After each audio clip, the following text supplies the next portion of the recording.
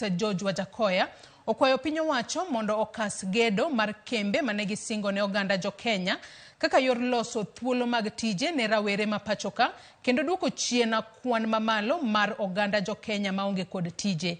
Wajackoya ne wuoyo na Nyuki kama nowachie ni thoth rawere sani onge kod tije ahinya to e kaunti ma Embu, Meru kod Nanyuki.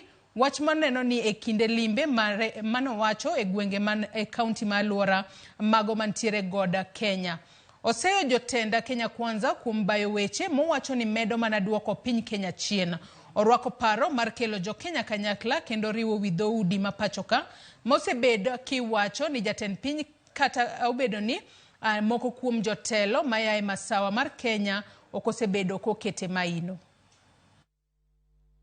Kenya is one nation, and I'm here to preach unity so that everybody in Kenya, unless the constitution says otherwise, everyone in Kenya has a leave to remain in this country as per our constitution.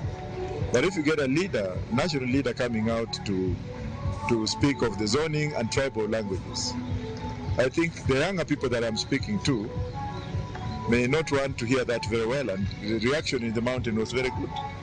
But the young people actually were working in solidarity with us. They do not want to hear that kind of archaic language, threats, intimidation. I'm glad that Ruto has come to his senses and has corrected that. And we like that person to apologize. Jagoro maduong' mar riwruok mar UDA Cleophas Malala oseyo